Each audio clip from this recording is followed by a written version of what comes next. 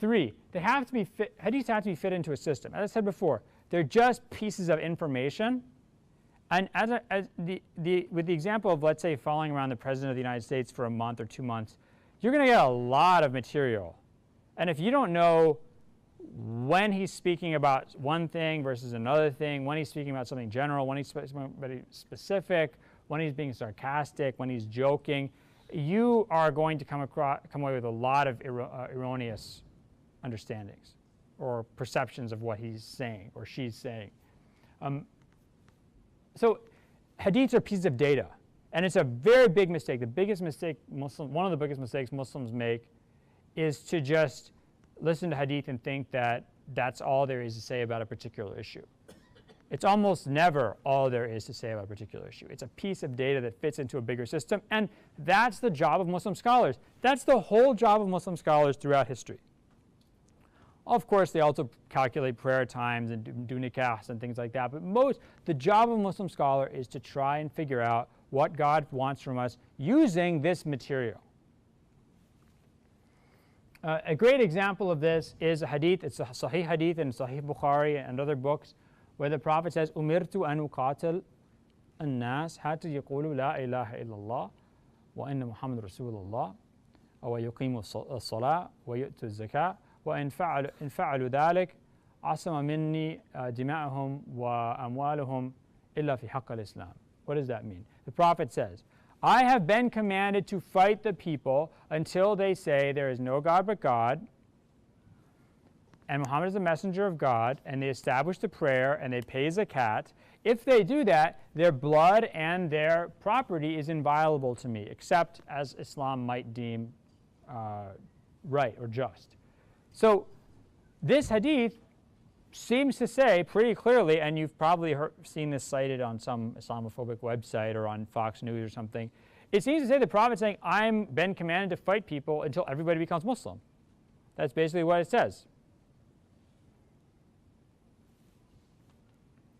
But remember, these are just pieces of data. It is Sahih hadith. I mean, I've never seen anyone question the reliability of this hadith.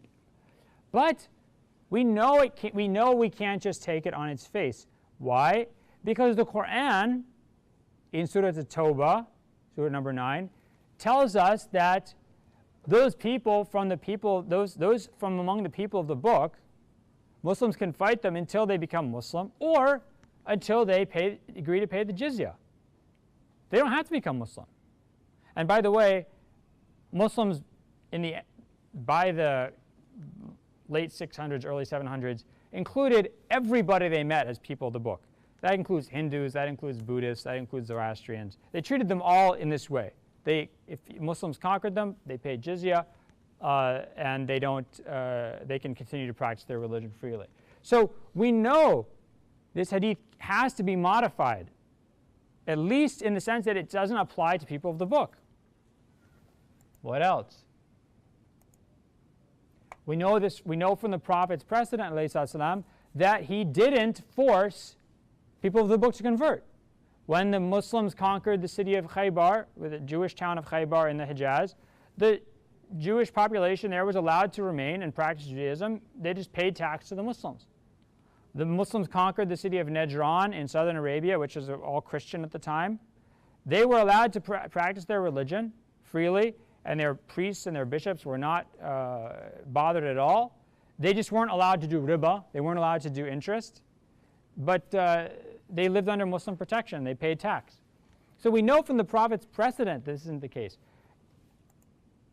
And then finally, we look at other narrations of the hadith. For example, in Sunan Nasa'i, there's one version from Anas bin Malik, the companion Anas bin Malik, narrating this hadith, where he says, "Umirtu an uqatil al-mushrikeen hatta yaqulu la ilaha illallah." What does that mean? I have been commanded to fight the polytheists until they say there's no God but God, Muhammad is prophet of God. That's actually the intended meaning, because we know that the one group that was not allowed to retain their religion under Muslim rule was the polytheists of Arabia. This is very clear. It doesn't mean polytheists. It means the mushrikeen of the Central Arabian Peninsula. They were not allowed to retain their idolatry. They either became Muslim or they were fought. This doesn't apply to other polytheists. Let's say if you think that Hinduism is polytheist, because Muslims treated Hindus like people of the book. From their first encounter with them in 711 when Muslims conquered Sind, they treated them like people of the book. So it only applies to mushrikeen in Central Arabia. That's the only group that this hadith actually applies to. We know that from the Qur'an, we know that from the precedent of the Prophet, and we know that from other narrations of this hadith.